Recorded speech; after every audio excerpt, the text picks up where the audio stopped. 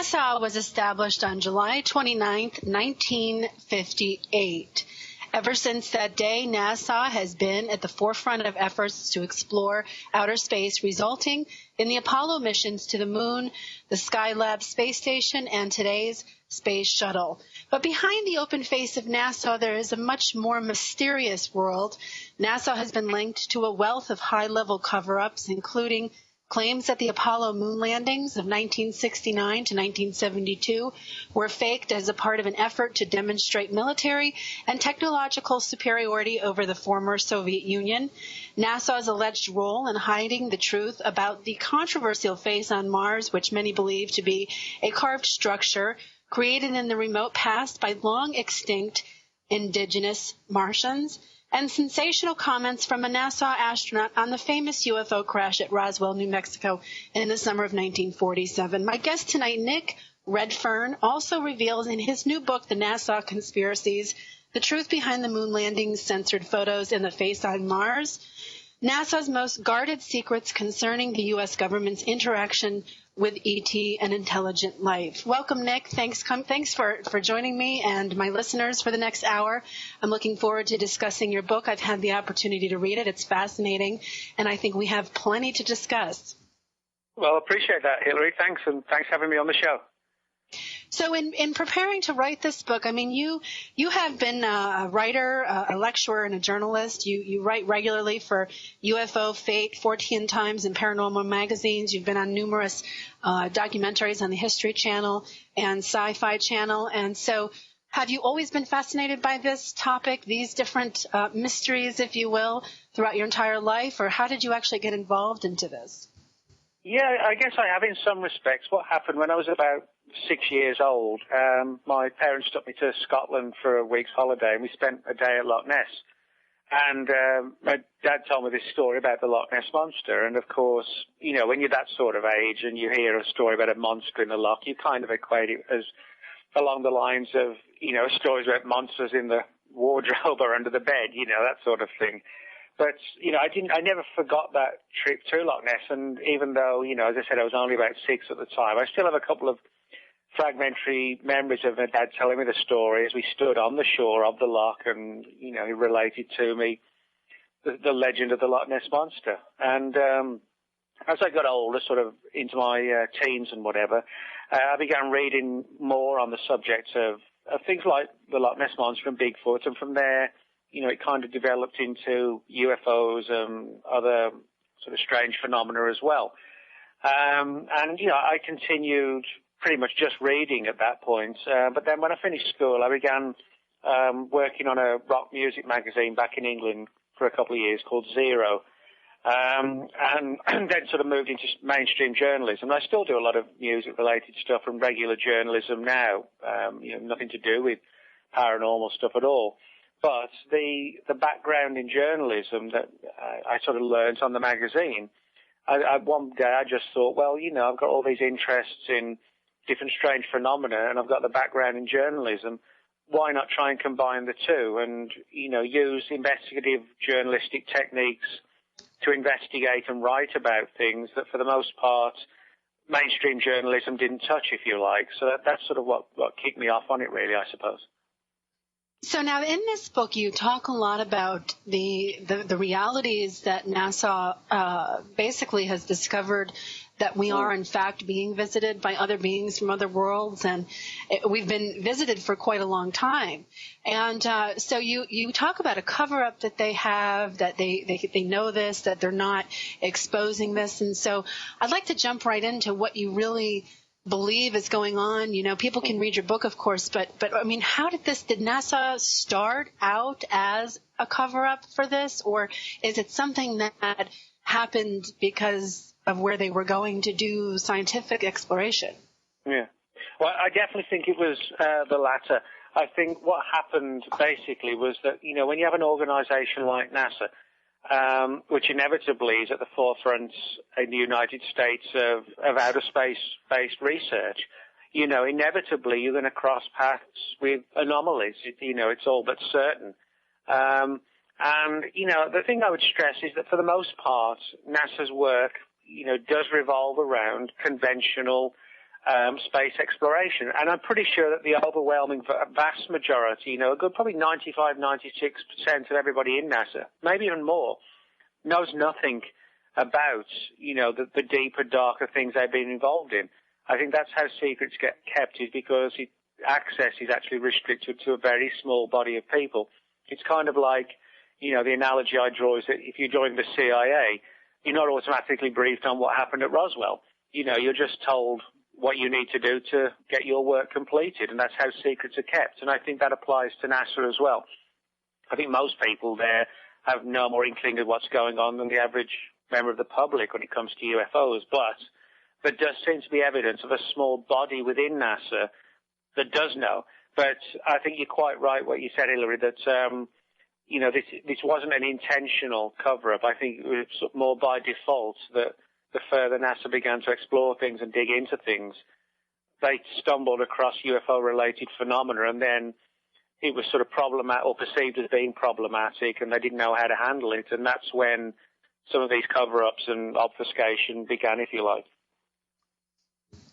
Now, I have friends in NASA who I actually have asked outright if this is something, that they've experienced, and they absolutely laugh at me when I bring this topic up, because they don't know. They're in that 95, 96%. Yeah. I want to now the moon is an interesting topic. A lot of people have been talking about it. There's a lot of different theories going around. So in your book, you talk about the fact that these were actually faked as a kind of a propaganda tactic to showing off to, the Soviet Union that we were more technologically advanced than them, and we made it to the moon, and you better be kind of scared of us, kind of thing. Do you think we actually went to the moon, or what's your whole relationship with the moon? I don't want to give away your book, but I want to talk about. No, that's fine. That's totally fine. The moon land, there's absolutely no doubt that when it comes to issues relative to NASA and conspiracies, the biggest one leveled at NASA is this issue of did we or did we not go to the moon? Or was it hoaxed in some sort of desert location like Area 51 or somewhere like that? Now, I call the book The NASA Conspiracies because it's essentially a study of various conspiracy theories leveled at NASA. But what I tried to do with the book was not come across like a wide-eyed believer in every story that came along, but to, again, apply journalistic techniques and look at the evidence for and against the different theories, and then try and strike a balance and see where the evidence, which way it pointed, and then come to a conclusion. And my personal conclusion is that although I do think, there are a lot of UFO-related conspiracies relative to NASA, I actually side with NASA on this one. I do think we went to the moon. I don't think that the theories that we didn't go have validity. I think there are good explanations and reasons why we can demonstrate that the moon landings did go ahead exactly as NASA said. Now, I will admit that, or will point out, that whole swathes of the population do not believe it. For example, in 1999, a Gallup poll was initiated all across the United States, which, when all the results were in, demonstrated that approximately 18 million Americans did not believe we'd been to the moon, or that NASA hadn't told the full story of the moon landings. Which 18 million, is an astonishing number of people. It's almost, in some cases, it's more than the population of, some small countries. And so it demonstrates that there is a great deal of cynicism with respect to, I suppose, what comes out of the mouth of governments and government agencies. And, NASA is a government agency. But, various theories were put forward as to why people felt the moon landings didn't go ahead. One being whether or not back in the 60s, we had the technological capability and scientific capability to actually achieve it. My view is that when you look at, when we put our mind to things and it's sort of, the clock's ticking, etc., we do get things done. It's like in the Second World War, there was a fight for survival basically against the Nazis, and it involved, transforming technology and production overnight to the war efforts, and we did it.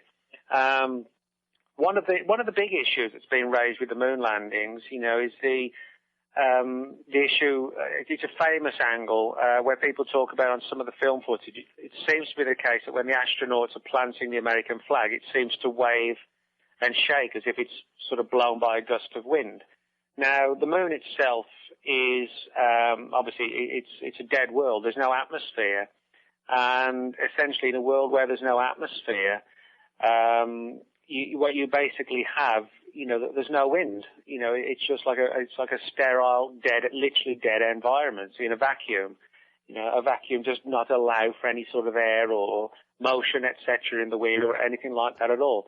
But the flag does seem to wave, and of course skeptics say, well, it must have been filmed on the Earth because that shows a sudden gust of wind move the flag. And if you look at the footage, you do see the flag does seem to wave when the astronauts are planting it in the ground. The problem is that most of the footage you see on the internet, unless you know where to look for it, is edited. And when the astronauts stop handling it, the film stops being shown. But if you look at the original raw footage, the flag is actually in view for about another 29 minutes. And at no point again, other than when the astronauts are handling it, does it move in the slightest. So that does, to me, point towards the fact that it was shot in a vacuum because, there's just no movement from that flag at all when it's not being touched. It's just perfectly, standing out. And of course, I think the most important, or one of the most important issues is the substantial amount of moon rock that the astronauts brought back with them. This has been studied and analysed outside of NASA, not just within NASA, and there's absolutely no doubt that the rock, originated on another world. So, for me at least, it's when we get to sort of the nitty-gritty, so to speak, and we analyse the scientific issues that are being brought up. I do think there are valid reasons as to why we did go. But as I said, because there is sort of an innate distrust of government to a great extent in a lot of people's minds, this has spilled over into NASA, and I think it's kind of an interesting, almost like a psychological, sociological issue rather than a conspiratorial one, why it is that people don't believe we went, what is the reason behind it? Is it that they believe that the footage, etc., looks faked, or is it just because people have become so jaded with governments that we don't believe anything they tell us? It could be a combination of two, I think. Well, I have to agree with that one. I do have to agree with that. What have astronauts seen in space? Well, this is an important area. The whole issue of astronauts and UFOs. I mean, the interesting thing is we have sort of a twofold approach. We have astronauts talking about UFO encounters, and we have astronauts talking about sightings of UFOs before they even became astronauts when they were in the military, and other ones talking about their personal beliefs based on what they've learned about government secrecy relative to UFOs. And, a lot of people don't realize the extent to which some of the more renowned astronauts actually had a deep interest in UFO phenomena. People just think it's, unfortunately, the media, the mainstream media portrayal is that people who see UFOs or are interested in it are cranks, and have no credibility. But then to find that astronauts actually have a deep interest in the phenomenon, for me, this is an important issue that we need to stress. I mean, one of the earliest NASA astronauts who was deeply interested in and moved by the whole UFO phenomenon was Gordon Cooper. Gordon Cooper was one of the original NASA Project Mercury astronauts, which was basically initiated in 1958, and it was, as I said, one of the earliest manned NASA program. Gordon Cooper, his UFO experience, if you like, or sighting, actually ironically occurred prior to him becoming an astronaut. It was in the early 1950s when he was serving with the US Air Force, and he was involved in a mission over West Germany where he and the crews that he was with, they were flying a mission, just kind of warning the Soviets, don't launch a sneak attack, the typical sort of thing they do when they just sort of fly against each other's borders, etc. And Cooper and his crews and colleagues reported seeing this sort of, almost like an armada of flying saucer type craft flying across the skies of West Germany. And this realization hit home that, these weren't aircraft. There were no evidence of tails, wings, propellers, engines, anything like that. They were just purely circular-shaped, silver-gleaming objects.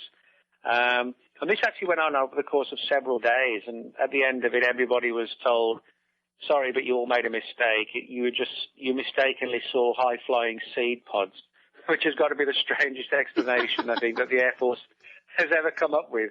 And particularly when one of the main people they were saying made such a mistake was a man who, less than 10 years later, would be on NASA's manned space program. But Gordon Cooper never actually forgot this experience and actually lent his support to a number of UFO-themed projects. For example, in both the late 1970s and the mid-1980s, the United Nations was being lobbied to set up an independent UFO investigation program. And Cooper lent his support to this. He thought it was a good idea because essentially, it wouldn't be controlled by government. It would be like an independent body of the UN. And he actually prepared a written statement and also a verbal statement for the UN outlining his beliefs on UFOs. And I'll quote one too. And, for the audience to bear in mind that the following words come from, a decorated American NASA astronaut. I think it is accepted that these things do exist. I think we now want to know the nature, the origin, and the intent of these sources. Some people think they've come to do good. Some think they have come to dominate human beings.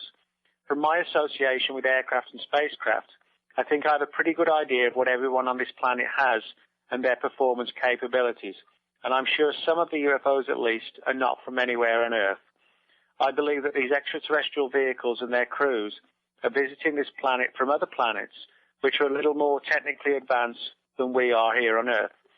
So, that's sort of a tremendously important statement made by a NASA astronaut who had his own UFO sighting and up to his dying day supported or championed his belief that, yes, we're not alone in the universe, that somebody really is or something is visiting us. And as I said, he stood by that, literally to his death just a few years ago. And, I think that's an important thing because people like astronauts, they have reputations. The last thing they want to do is smear those reputations. And, UFOs, it's a subject where it's easy to sort of poke fun, unfortunately, at people, even in a great case. The media has a knack of doing that. But Cooper just did not care. He said, I know what I saw, and, I've been in NASA, and this is what I saw, and this is what I'm prepared to say. And, in my view, it's sort of like more power to him. So. What I find interesting, Nick, and I want to ask you this. I find that there's a kind of campaign going on in the world. You have a lot of different options of believing different things when it comes to this topic.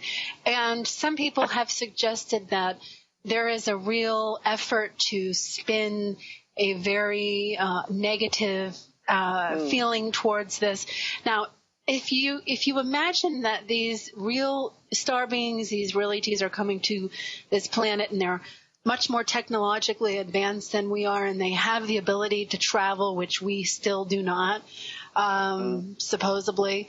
Don't you think that they would have already done what they had to do if they were here to take over? Yeah, I think that's a very good point, Hillary. The thing is, it's like today we have atomic weapons, we have space flight, we have advanced aircraft. If somebody invaded or decided to suddenly turn hostile, I don't say we would win, but, we would be able to put up a good fight at least with the technology we have today. If these entities, and there's good evidence, they've been with us for a very long time, were overtly hostile, then I think, why not destroy us before we'd even achieved aircraft flight, propeller flight, never mind developed atomic weapons. And I think very often government agencies, although they deny officially that UFOs exist, I think there has been this sort of plan or program to, as you quite rightly point out, put a negative spin on it. And I think one of the reasons is that if you instill in the mind of the general public that this is a dangerous issue to get involved in or a potentially one that affects national security, then a lot of people won't touch it. Some people are fearful of it, and the government still maintains control. I think the government's biggest fear is that if these things are friendly or potentially have the ability to sort of massively alter for the better our outlook on life, then we may not actually think, well, why do we need these governments in the first place? And I think that's what the government is fearful of. It's the potential sort of paradigm-shifting ability of these entities to shake up our world in ways that might better us, but might sort of relinquish control from the hands of the government. And governments recognize they don't want to give up control of us. You know, they want us to be a bunch of sheep, basically. And so for that reason, anything that impacts upon that control, like UFOs, has to be presented in a negative light to keep us away from it. And I think that's been a deliberate action. I do too, and I do know that there are certain countries who have openly decided to share disclosure with their citizens, and that's been a recent development over the last year or so. There have been countries who have opened their files and said, yes, here it is, here's the truth, and some of them have even said that they would be willing to ban space weapons because of the realities of what we're dealing with. And then you have this other completely out of control group and agenda that just doesn't want to let go of anything. So people are very confused with what to believe, I think. I think when I talk about this topic, people kind of get either really fascinated with it or they get really annoyed with it. They either don't want to hear it and they want to dig their head in the sand, or they're fascinated to the point where they want to hear everything you know. Have you found that? Yes, I have. I think what I've often found is that, the media, they will cover it. And I will say that I don't think that ridicule is as bad as it was, say, 10, 15 years ago. I think, when you see credible ufologists like Stan Friedman, being interviewed on, like, the Larry King Show, I think that's a great advance on what we had, say, 15 years ago or something like that. But what I do think is that because of this sort of fun-poking aspect that's gone on for so long, a lot of people today in the general public will not talk about the UFO subject, even if they've had their own experiences, because they fear ridicule, they fear being labeled either a hoaxer, a fantasist, or just, a crazy person, so they stay quiet. That is until, they meet people like me and you who do research and talk about the subject, and then, you get them sitting on their own and no one else around. They'll say, well, maybe I am a bit more interested than, I'd normally say because I had this sighting 20 years ago. I often find that people will come up to you when they think, number one, no one else is going to hear about it. Number two, you're not going to laugh at them. And a lot of people, I think, have either had experiences or they know someone who has, but it's the stigma attached to it. But I think if everybody sort of banded together and said, well, you've had a sighting, I've had a sighting, everybody's actually in very good company, I think then it would open the doors and the floodgates a lot more. It's almost, it takes one person to say yes and then another one to stand behind them. If everybody's an individual frightened to say anything, we never get anywhere. But I think a lot of it is purely just due to the stigma, which, is a tragedy because the public, a lot of people, just has this imagery that UFOs, it's a nonsense subject, and the people within the subject are a little bit, subnormal or whatever, or just living in a fantasy land, without realizing that most of us are just regular people who have an interest in a strange subject. It's not that big a deal, but I think that's how it's being portrayed, and I think one of our main roles, if you like, or goals, is to help and nurture a better public face, and sort of take it out of the control of the people who want to, just ridicule it, if you like. Yeah, well, when you look at the background of some of the people who are really moving into the movement of making disclosure happen, you really can't deny how academic and powerful their backgrounds are.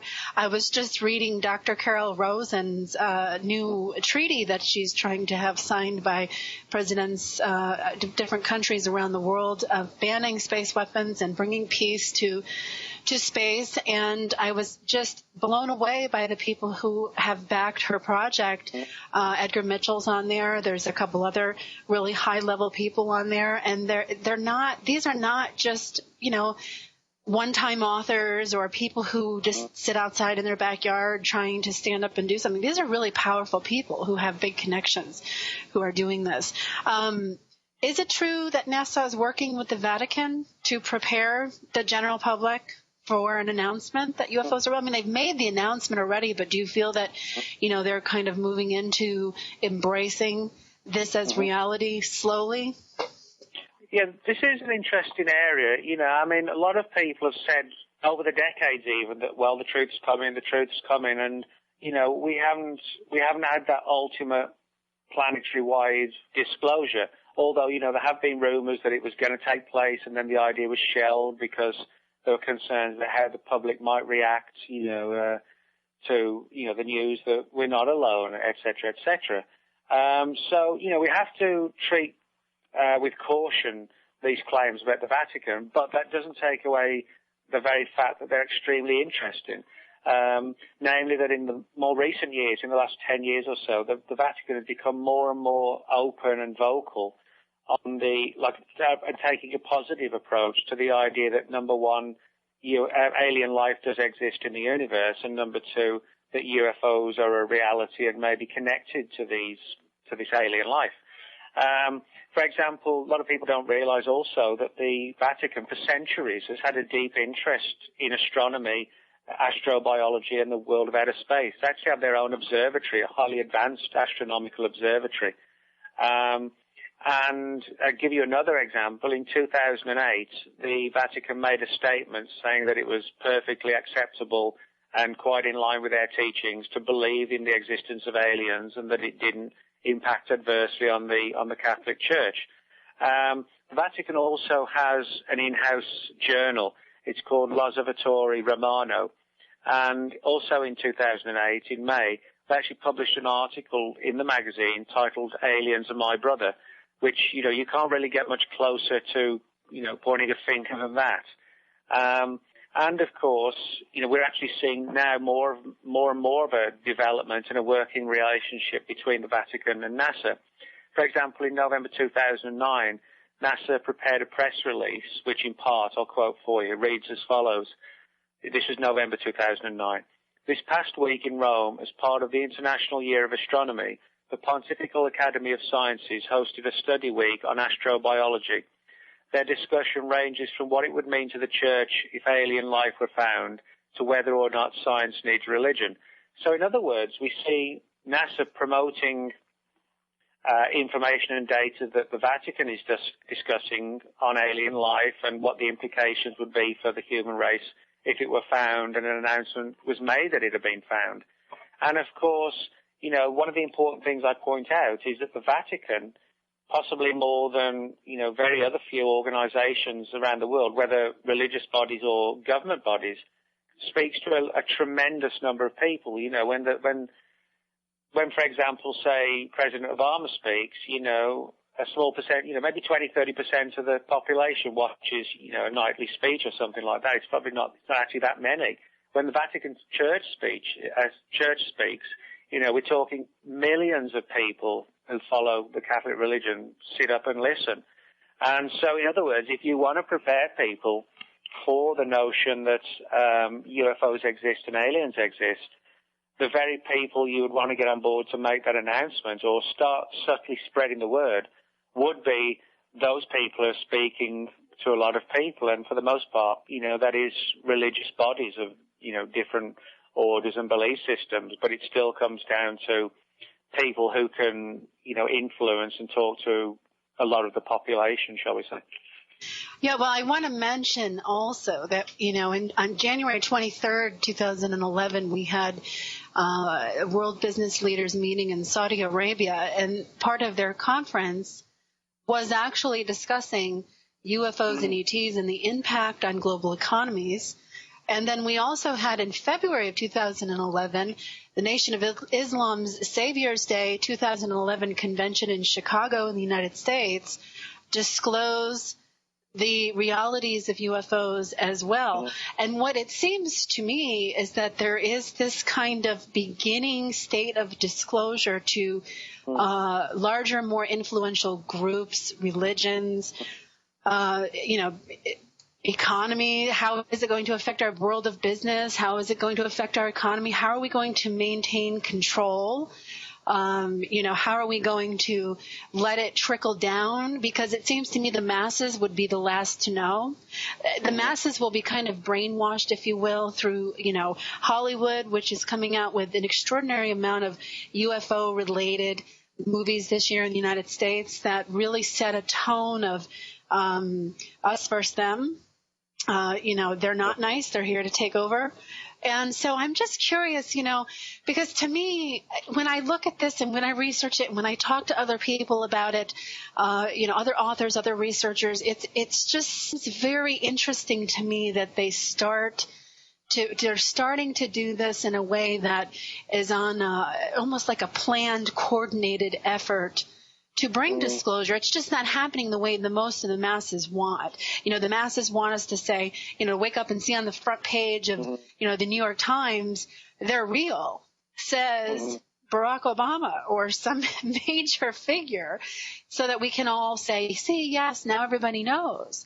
And I don't know. I have just felt like this has been kind of a slow leak of control, a controlled slow leak of, into people's consciousness, that we're kind of being sold the fact that this is real. And many of us are very excited to have this be a reality, to actually have this out in the open seriously, where we can actually discuss it maturely. I think the masses are well prepared for this.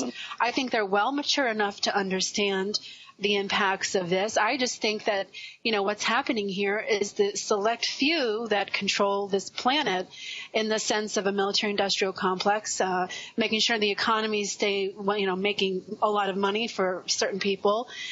So everything kind of stays the status quo, but now we can kind of say, okay, well, they are here. And, we do have technology that maybe, we've discovered through our interactions with them. What are your thoughts on the technological aspect? I know that's kind of a big statement, but that's just how I feel about this topic. It's why I've been doing so many shows on this topic, because I really think that everybody listening to this show right now is more than ready to have this debate over. Are they real? Are they not real? Let's just get beyond that and get out into the world and start accepting the fact that, we are not the center of the universe like we've believed, for so long. And let's get on to the implications.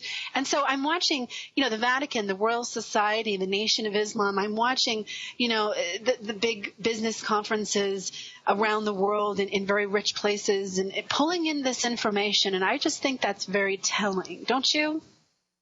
Yeah, I do. I think, if you just have, say, one organization or one body talking about this, people say, well, that's interesting, which it is. But when you seem to have high-level influential people from various disciplines and organizations and bodies and agencies, etc., and it's all going on, over the course of several years, etc., or maybe a decade, and it's becoming more and more prevalent and more influential organizations are getting involved, I think you have to stand back and admit that it does look like some sort of slow process of acclimatization is going ahead. Now, I think, this is admittedly hypothetical, but I'd be pretty surprised if this wasn't what's happened. I think probably behind closed doors, a great deal of discussion has been made as to not when we tell the public or if we tell the public, but how we go about doing it. I think it's not so much the issue of you telling the people, it's how you tell them what it is and what it is you're going to tell them, to what extent, you reveal the story. And I'm pretty sure that at least some of the reluctance or the secrecy revolves around not just the fact that UFOs are here, but potentially awkward questions that might get asked. Why have you hidden the secret for so long? Are they all friendly? Are there any of them that are hostile? Are there any sinister aspects of the subject? How is it going to impact on us sociologically, psychologically, religiously? All of these issues, I'm sure government agencies realize that when and if they make the ultimate statement, all these questions and probably many, many more are all inevitably going to get asked. And I think the way to avoid having a huge confrontation is to sort of drip feed information to the public. So like you said, most people listening now are acclimatized and ready for it. And I think eventually that will apply to more and more of the regular population who don't give the subject normally much thought. But over time, you know, they hear snippets of things on the news and read stuff in the papers or on the internet, and they too become acclimatized to it. So then one day if we do get the big announcement, it won't be sort of a huge shock and a blow out of nowhere. It'll be something that's been building, and everybody, whether consciously or subconsciously, are kind of aware of it and ready for it, I think. Now, how does Roswell play into all of this? Because archaeologically speaking, we have evidence of star beings coming to civilizations and cultures that are much, much older than the late 1940s. So, and when people hear this information or they explore this subculture, they're often brought back to Roswell as being like the holy grail of contact. You know, we first made contact in 1947, 1948. So to me, that's not true. And so I really want to know your thoughts on how Roswell plays into not only the timeline of disclosure, because I think it started back then. I think a lot of it has kind of creeped into our culture over the years since then. But what are your thoughts on how Roswell, what role does it have in all of this? Well, I think there's several things in relation to Roswell that, you know, are important. You know, the Roswell case, of course, is sort of still steeped in mystery and intrigue 64 years after it happened. And one of the main reasons I think it attracts so much interest is because the Air Force and by default the government has actually changed its story on what happened sort of 4 times. You know, originally it was a flying disc, then it was a weather balloon, then it was a mogul balloon designed to test for atomic explosions on the part of the Russians. Then they said there were no bodies involved. Then there were bodies, but they were crash test dummies. You know, the government, it's almost like the government wants us to believe it's lying by... Well, that's what I mean. I mean, not to interrupt you, but that's what I mean. It's almost like they created a press conference to tell everybody that it was this. Then they changed their mind, and it just seemed like they were setting up an opportunity for everybody to go, wait a minute, what's really happening? Yeah, and I think the important thing about Roswell is it's obviously, without doubt, the most high-profile UFO case in the world. You know, if you say about anybody mention the word Roswell, even if they don't know the intricacies, they'll say something along the lines of, oh, yeah, that was that flying saucer or UFO that crashed in the desert years ago. Everybody kind of knows the basics of what it means. Now, of course, you know, in that sense, Roswell's important. Roswell's also important because I think it's a case that, you know, brings the subject to public attention via TV documentaries and movies and things like that. So in other words, it's a good advertising tool, if you like, for the UFO research community. It's sort of a major tool which can be wielded, you know, to get people thinking and talking. So I think in that respect, you know, in terms of almost like a public relations tool, it's a very good voice for the UFO community as a whole. Now, in terms of NASA, there's actually an interesting NASA link to the Roswell story. And of course, you know, NASA, as you pointed out at the beginning, wasn't even formed until pretty much the end of the 1950s almost. And Roswell occurred in 1947. So NASA itself wasn't directly involved in the Roswell events. But one of the people who has begun to tell, or has for a long time now, taken a deep interest in the Roswell story is Dr. Edgar Mitchell, who piloted the Apollo 14 NASA mission that landed on the moon on February the 5th, 1971. Now, Dr. Mitchell, since being a NASA astronaut, has developed a deep interest in UFOs. And he actually grew up around the Roswell area. And because of his sort of prestige and standing as someone who walked on the surface of the moon, a lot of old-timers in the Roswell area approached him and said, you know, I'd like to talk to you about my UFO experience because I know you're interested, and number two, you're an astronaut who walked on the moon, you know, and had a lot of respect for him. And Mitchell heard a lot of stories from the Roswell old-timers talking about the event, who said, you know, who told him that, yes, a UFO crashed and that alien bodies were discovered, etc., etc. And this sort of really helped nurture Mitchell's beliefs and, ideas that, number one, UFOs were visiting us, and number two, because of the nature of the Roswell event, that the governments knew something about it and had hidden the data. Now, what Mitchell did as a NASA astronaut, obviously a man with a lot of standing and clout and prestige, he did something that most of us, if not all of us, the regular players in the UFO research community can do. What he did, he actually went straight to the Pentagon, meeting with the Intelligence Committee of the Joint Chiefs of Staff, and got the meeting, told them the story about what he'd been told had happened at Roswell, and got confirmation from an admiral there that, yes, what he was saying was the truth.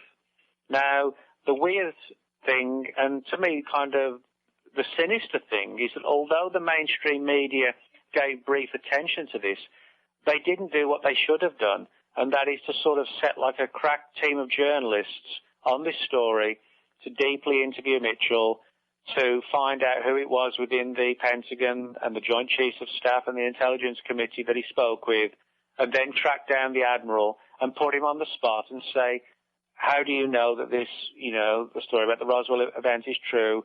You confirmed it to Dr. Mitchell. We'd like to see the evidence that confirms it. They should have put like an investigative team of journalists on it, given the not just the nature of the story, but it was coming from an astronaut speaking on the record.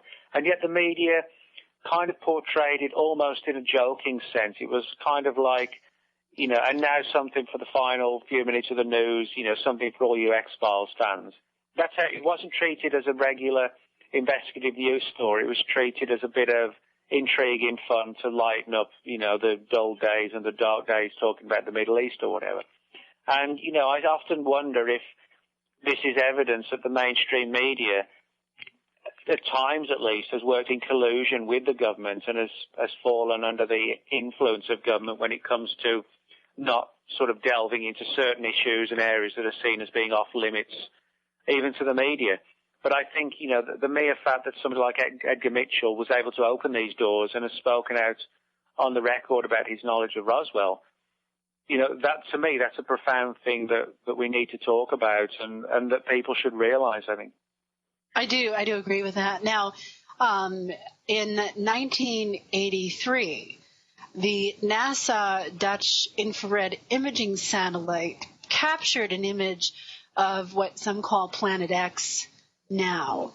And I'm curious what your research has exposed in this whole extra element that's coming into play with what we're dealing with. Some say that it is definitely here. There is another planet. There's life on it. This is what the Sumerians talked about.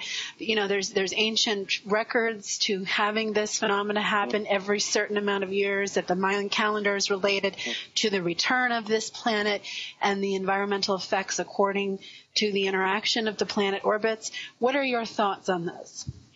Well, it's interesting. There's no doubt, there's a whole subculture within the UFO research community that delves into this issue, this sort of Planet X Nibiru story. The idea that, that the solar system as we see it, the planets that we know of, like, for example, Mercury, Venus, our own Earth, Saturn, etc., that we assume that that's all there is.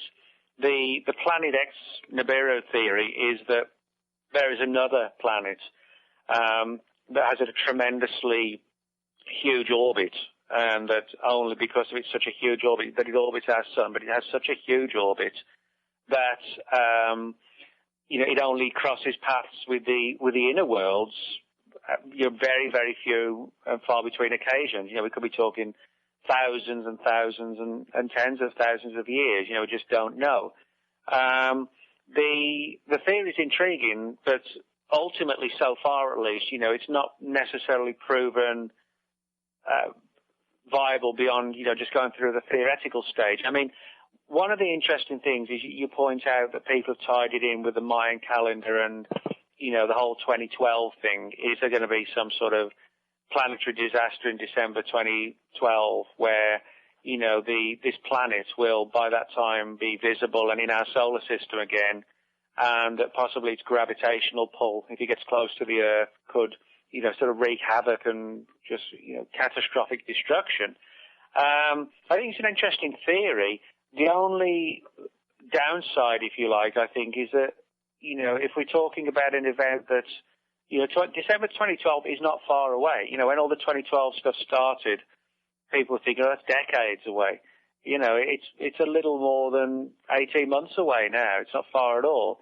My view would be if we have this huge planet hurtling through the solar system in an orbit that's going to bring it towards the Earth in only 18 months, I would think we would be seeing it by now. Now, it's not the case that, all the highly advanced telescopes in the world are under government control. They're not. There are a lot of independent observatories with no ties to government who would have no reason to hide the truth. And anybody can go out and buy a really powerful telescope today and see, tremendous distances.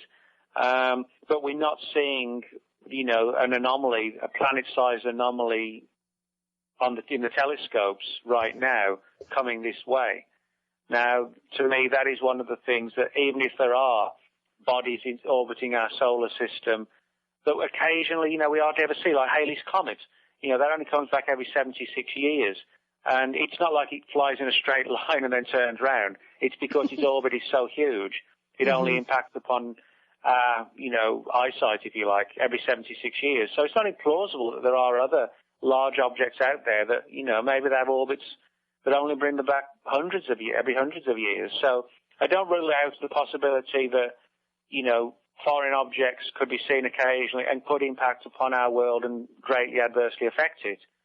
I just think to me at least, it seems unlikely that with only being barely 18 months away to December 2012, that something the size of a large planet could do so much destruction, we wouldn't have evidence yet of its presence, if you like.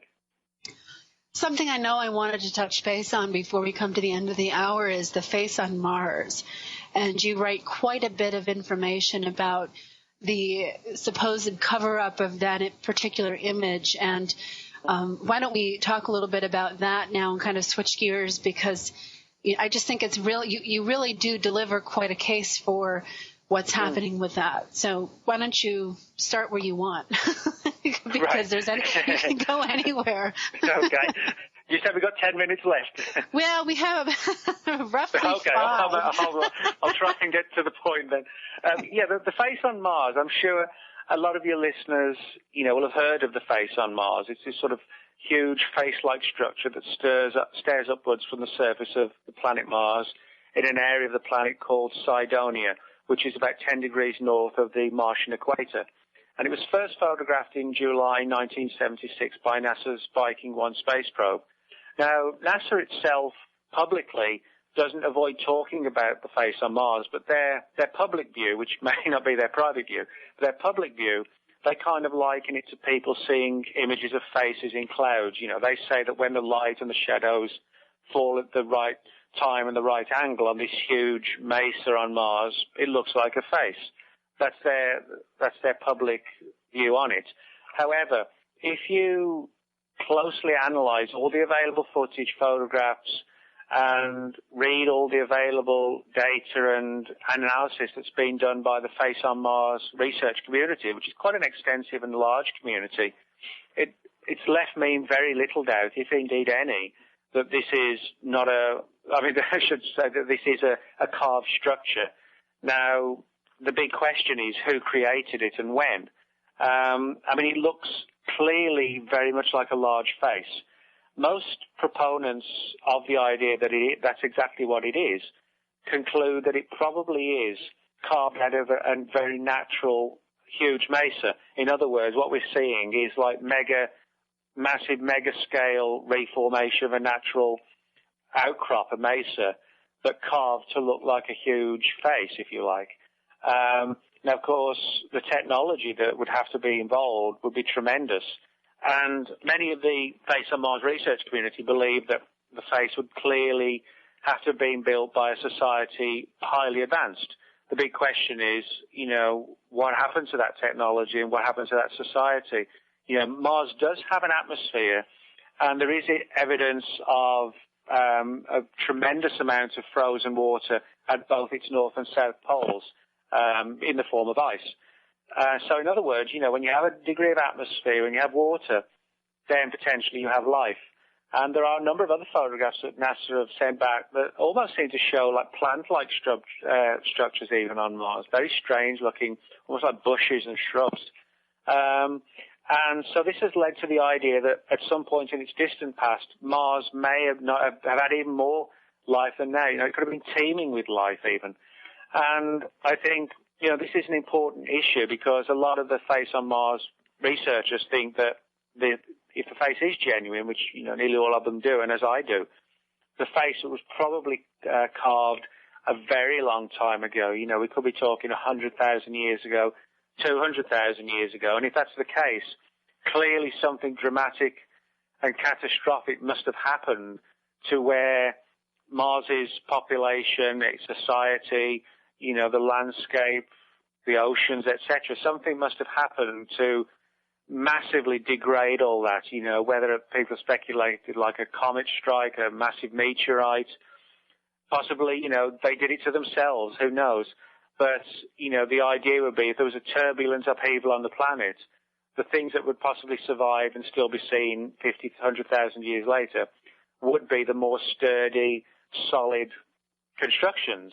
And if the face on Mars, is carved out of a natural rock formation, which it appears to be, arguably this would be one of the ones that survived. Now, what's more interesting about the face, or equally as interesting, I should say, is if you look at the photographs, we actually see very close to the face what look eerily like Egyptian pyramids. Now, NASA talks about wind-blasted rock faces. If you look at them, they don't look like wind-blasted rock faces at all. They look like symmetrical carved pyramids. Now, when you have a sphinx-like face on Mars and close by you have pyramids, this has inevitably given rise to the notion that possibly this means there's a connection between the indigenous people who constructed all this technology and structures on Mars, who knows how long ago. There might be sort of an intimate connection between them and some of our early cultures on Earth, like the Egyptians, who actually did kind of just surface pretty much out of nowhere. They went from hunter-gatherers to people building extraordinary pyramids. And the theory is when Mars did possibly, destruct in terms of its atmosphere, etc., possibly some of the last vestiges of the Martian civilization came here and impacted upon our early civilizations to the extent that, people like the Egyptians and the Mayans incorporated some of the sort of designs that the Martians liked, pyramid designs, huge faces and things like that into their cultures. And so, in other words, the stakes could be very high. The face on Mars may not just be a case for evidence that life existed on what Mars was, and maybe still does in some respects, but equally, our ancient history could have been impacted on by them. And in other words, our ancient history and our ancient past is not what we think it is. So, in other words, the face itself has a lot at stake with it, and I think possibly this could be one of the reasons why there's so much potential secrecy in government surrounding it, that it has the ability to open countless doors and ask awkward questions about our place in the universe. And I think a lot of people don't want that. It would sure change a lot of things. And when I think about when you're talking about the face on Mars is Mount Rushmore here. If our civilization was just to disappear, we would be looking at, solid face carved into rock here. So why would it be so impossible someplace else? Yeah, exactly. I mean, it's, God forbid it ever happened, but if something terrible did happen on our world, things like, unfortunately, things like the Statue of Liberty, where you have like a tall tower, tremendous winds or disasters, they're going to blow things like that down. A mountain is not going to get knocked down, probably. And so that's why, presidential faces might still be around 50,000 years from now, even if the mountain's been badly damaged. Some of them may still survive. The cities, etc., they may have just been ocean and they've just grown over time, weathered away to nothing pretty much other than piles of rock. And then when the atmosphere goes, there's even less left. So I think, Well, we're out of that's an time, Nick, important and point. unfortunately, I feel like we could probably go on for another hour. But I wanted I want to thank you for joining me and for a great conversation and for sharing all of this valuable and wonderful information, and also your new book. And for listeners, you can go to Nick's website, nickredfern.com. His new book is The NASA Conspiracies: The Truth Behind the Moon Landing, Censored Photos, and The Face on Mars, and it's highly recommended read. Thanks, Nick, so much for being here, for joining me, and I really look forward to perhaps talking to you again sometime. All right, I appreciate that, Hillary. Thank you.